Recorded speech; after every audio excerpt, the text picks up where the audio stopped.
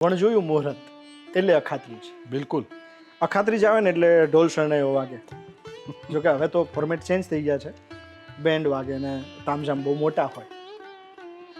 પણ મને લાગે છે સાહેબ, અખાત્રીજ આવે ને એટલે ઘણા બધાના અભરખા જાગતા હશે લગ્નના. એવા ભાવમાં કઈ કોઈ દિવસ લખાયું છે?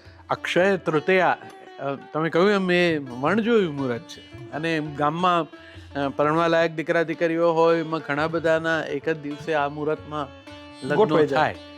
એક સરસ તમે યાદ કરાવ્યું, એક લગ્નોત્સુક કન્યાનું ગીત છે, આવ્યો વૈશાખ અને આવી અખાત્રીજ.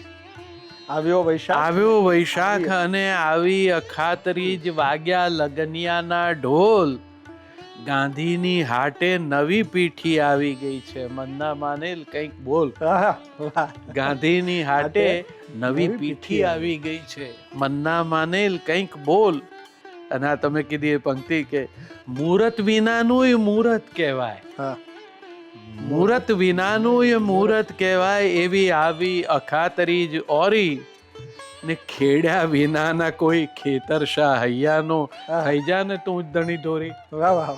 ખેડ્યા વિનાના કોઈ ખેતરશા હૈયાનો થઈ જા ને તું જ ધણી દોરી, કે આજે ખેડીને કાલ વાવી દે વાલમાં, લહેરાશે લીલપ અણમોલ, ગાંધીની હાટે નવી પીઠી આવી ગઈ છે, મનના માનેલ કંઈક બોલ.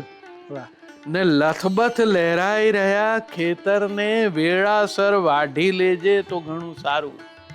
માત્ર નક્કી કરી લીધું ચાલો લગ્ન થઈ ગયા ને ભવિષ્યમાં બધું સુખ, એમ નહીં. એક વખત આજે આપણે વેણ મૂકીએ, બાપ સ્વીકારે, કાલ લગ્ન કરી નાખીએ, જરાય હવે સમય બગાડવા જેવો છે જ નહીં, એટલી ઉત્સુકતા છે કન્યાને. એટલે કે છે કે લથબથ લહેરાઈ રહ્યા ખેતરને, વેળાસર વાઢી લેજે તો ઘણું સારું.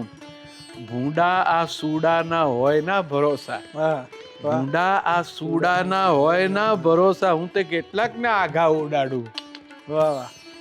મોસમ જાશે તો પછી ઊભો કરમાઈ જાશે, દોમ દોમ લહેરાતો મોલ, ગાંધીની હાટે નવી પીઠી આવી ગઈ છે, મનના માનેલ કંઈક બોલ. વાહ વાહ વાહ.